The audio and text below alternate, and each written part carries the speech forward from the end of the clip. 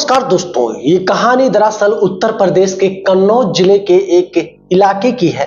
सुधांशु उम्र यही कोई 26 साल बताई जा रही है। सुधांशु के दो बड़े भाई थे जो अपनी बीवी और बच्चों के साथ बाहर प्रदेश में ही अपना जीवन यापन करते थे। सिर्फ घर पे सुधांशु ही रहा करता था। घर पे माता पिता और दो छोटी बहनें भी थी जो सुधांशु से भी उम्र में छोटी थी। अब इन दो छोटी बहनों की शादी अभी इस वजह से नहीं हो पा रही थी क्योंकि इन दोनों की पढ़ाई लिखाई भी चल रही थी और सुधांशु से छोटी भी थी। और एक बड़ा सवाल चल रहा था घर में कि अगर इन बहनों की शादी कर दी जाएगी तो फिर घर में बनाएगा खिलाएगा कौन। इससे अच्छा पहले सुधांशु की शादी कर दी जाती है और जब सुधांशु की दुल्हन घर को संभाल लेके आकर के तब फिर इन लड़कियों की शादी धीरे धीरे करके साल 2-3 साल के अंदर कर दिया जाएगा। परिवार में सारे भाइयों में माता पिता में बैठ कर सारी बातचीत चलती है। धीरे धीरे करके अब वो समय आ गया जब सुधांशु की शादी की डेट फिक्स हो चुके थे और जो लड़की सुधांशु के जीवन में आने वाली थी वो लड़की बेहद खूबसूरत, बहुत ही सुंदर थी। एकदम 24 साल 25 साल की सुंदर सी लड़की जिसका नाम रूबी बताया जा रहा है। ग्रेजुएशन कर चुकी थी। सुधांशु जब उसको देखता है तो एक ही नजर में उसको दिल दे बैठता है।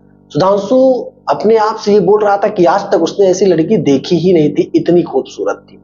सब कुछ धीरे धीरे करके अरेंजमेंट हुआ, शादी विवाह हो गया। सुधांशु दुल्हन रूबी को लेकर के अपने घर पे भी चला आया। करीब 6-7 महीने गुजर भी गए शादी की, कोई दिक्कत नहीं। परिवार में हंसी खुशी सब कुछ चल रहा था। इधर अब मुंबई से सुधांशु के पास उसके बड़े भाई फोन करके यही कह रहे थे, सुधांशु 6-7 महीने तुम्हारी शादी की हो चुकी है, अब तुम बहनों की शादी की तैयारी करो। तुम घर पे रहते हो, कोई अच्छा सा लड़का देखो और पहले तो एक बहन की शादी हम निपटाएंगे 2-4 महीने के अंदर ही, क्योंकि अब और बोझ नहीं चलेगा। सुधांशु कहता कोई बात नहीं भैया, मैं बातचीत चला रहा हूं, कोई अच्छा रिश्ता अगर मिल जाता है तो मैं आपको बताऊंगा, फिर आप आकर के देख लेना, उसी हिसाब से शादी विवाह का डेट फिर फिक्स कर दिया जाएगा। अब ये सारी बातें चल रही थी कि एक दिन अचानक रात में सुधांशु के घर में तकरीबन 5 से 6 चोरों की घुसपैठ हो जाती है। वो भी कुछ सीढ़ियों के रास्ते घुसते हैं, कुछ पीछे के रास्ते घुसते हैं, यानी कि जितने चोर थे अलग अलग रास्तों से होकर घुसते हैं। घुसने के बाद घर में जितना टटोल पाते हैं सारा चीज टटोल लेते हैं और घर में सारे के सारे लोगों को पता नहीं किस जड़ी बूटी के माध्यम से कैसे कि बेहोशी की हालत में कर देते हैं कि घर का कोई भी सदस्य उठा ही नहीं और घर में पूरा लूटपाट हो चुका था। और इससे भी बड़ी हैरान कर देने वाली बात यह थी कि जब सुबह होती है तब पता यह चलता है कि सुधांशु के बगल में उसकी खूबसूरत पत्नी रूबी तो है ही नहीं, गायब हो चुकी है। अब पूरा मामला समझ में आ गया सुधांशु को, सब कुछ समझ में आ गया कि चोरों ने घर में घुसे होंगे, जो भी इनको मिला सब कुछ ले गया। खूबसूरत सी लड़की को देखकर जो कि दुल्हन रूबी थी उसको चोर उठा भी ले गए साथ में। मामला पुलिस तक पहुंचती है, पुलिस सुबह में आती है।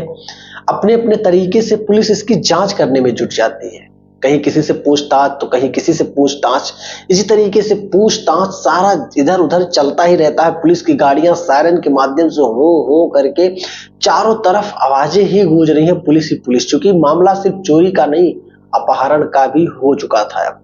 अब पुलिस के रात दिन नाक में दम हो चुका था। पुलिस ढूंढ रही थी कि आखिर वो चोर कैसे थे कि पूरे घर को भी टटोल ले गए। उसके बाद एक नई नवेली दुल्हन जो कि भी घर में आए 6-7-8 महीना ही हुआ है उसको भी उठा ले गए।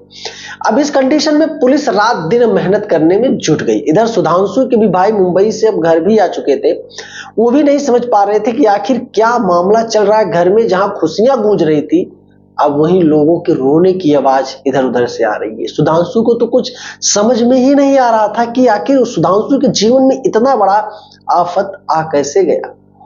धीरे धीरे करके तकरीबन 8 दिन गुजर गया। पुलिस अभी भी नाकामयाब रही उन चोरों को ढूंढने में, ना तो उनका कुछ पता ना तो लता, कुछ भी नहीं मिला।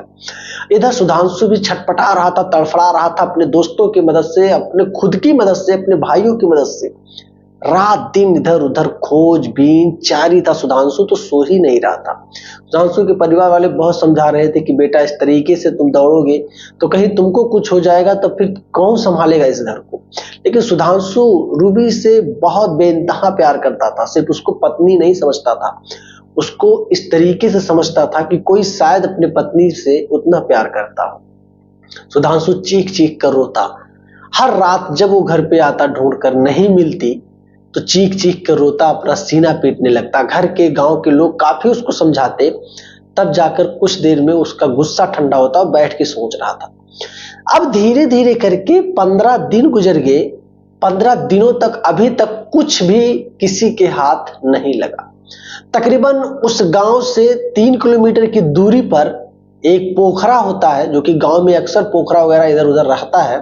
पोखरे के पास एक लड़की की लाश और एक पुरुष की लाश जब मिलती है तो पहले तो धीरे धीरे करके किसी ने सुधांशु को सूचना दे दिया कि सुधांशु आके पहचान ले, कहीं ऐसा तो नहीं वही है। सुधांशु दौड़ा भागा जाता है।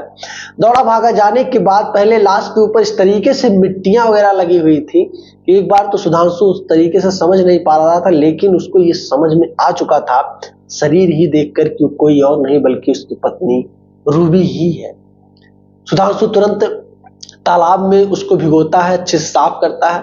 साफ करने के बाद जब वो देखता है कि उसकी फूल जैसी बीवी रूबी अब इस दुनिया में नहीं रही, वो अपने कंधे पर उसको उठाता है और रोते हुए चिल्लाते हुए वहां से अपने घर की तरफ लेकर आता है। अब इधर पुलिस तक भी सूचना पहुंच चुकी थी कि आखिर में हुआ क्या था, उस रात आखिर चला क्या। अब पुलिस जब आती है उस भी लाश को पोस्टमार्टम के लिए, जो कि चोर था, जो कि एक पुरुष की लाश उस रूबी की लाश के साथ मिली थी, वो कोई और नहीं बल्कि चोर ही था। अब चोर की लाश को जब पुलिस वहां पर भेजती है पोस्टमार्टम के लिए, जब पोस्टमार्टम रिपोर्ट निकल कर आता है तो पता ये चलता है कि इस चोर का गला घोंट कर मारा गया है और रूबी का भी गला घोंट कर मारा गया है। दोनों की पोस्टमार्टम रिपोर्ट सेम थे। पुलिस बहुत चकित थी कि आखिर क्या हुआ होगा इनके साथ और कैसे इन दोनों का लाश साथ में आया। कभी कभी तो पुलिस को बड़ा अजीब लग रहा था, क्योंकि ये केस अब एक बहुत बड़ा मामला बन चुका था उस एरिया के लिए, उस जगह के लिए। लोग समझ नहीं पा रहे थे कि चल क्या रहा है। धीरे धीरे करके स्पेशल टीम नियुक्त की जाती है इस केस को सुलझाने के लिए। तकरीबन 3 दिन लग गए। जब पुलिस ने पूरी टीम को धरा, जितने भी लोग इस चोरी की टीम में मौजूद थे, इनको जब पुलिस धर पकड़ती है, पकड़ने के बाद जब इनको पुलिस ला करके थाने में बैठाती है और बारी बारी करके मार पीट करके इनसे पूछताछ किया जाता है, तो पता यही चलता है कि उस रात कुछ नहीं बल्कि जब चोर घर में घुसे तो पहले तो घर को अच्छे से खंगाले ये लोग, कुछ स्प्रे घर में मारते गए और खुद के पे मास्क लगाए थे ताकि उस दवा का असर इनके ऊपर ना हो, बाकी परिवार के जितने भी लोग हैं सबके ऊपर हो। वो कुछ और नहीं बल्कि बेहोशी का था, जो 4 घंटे 5 घंटे तक बेहोश रखता। उसके बाद चोरों ने पूरे घर को अच्छे से खंगाला, जो भी गहने जेवरात पैसे वगैरह मिले। उसके बाद उसमें से एक चोर था जिसकी नजर रूबी के ऊपर पड़ती है और उस रूबी के ऊपर फिदा हो जाता है और कहता है नहीं, मैं इसको अपने साथ लेके चलूंगा। बाकी के चोर उसको मना कर रहे थे कि नहीं, गलत हुआ है, ऐसा नहीं करना है, लेकिन वो बाज नहीं आ रहा था। उसने यही कहा अगर मैं इसको नहीं लेके जाऊंगा तो मैं यही चिल्लाने लगूंगा। अब चोरों में एक डर सा माहौल आ गया, इसलिए उन्होंने छूट दिया, ठीक है इसको उठा ले। अब वो उठा करके ले तो गया उसको अपने अड्डे पे, अपने जगह पर, लेकिन अब वो उससे शादी करना चाहता था, उसको अपनी पत्नी बनाकर रखना चाहता था। उसके साथ उसने कई दिनों तक गलत काम यानी कि हैवानियत भी किए, लेकिन रूबी मंजूर नहीं थी उसके साथ रहने के लिए, उससे शादी करने के लिए।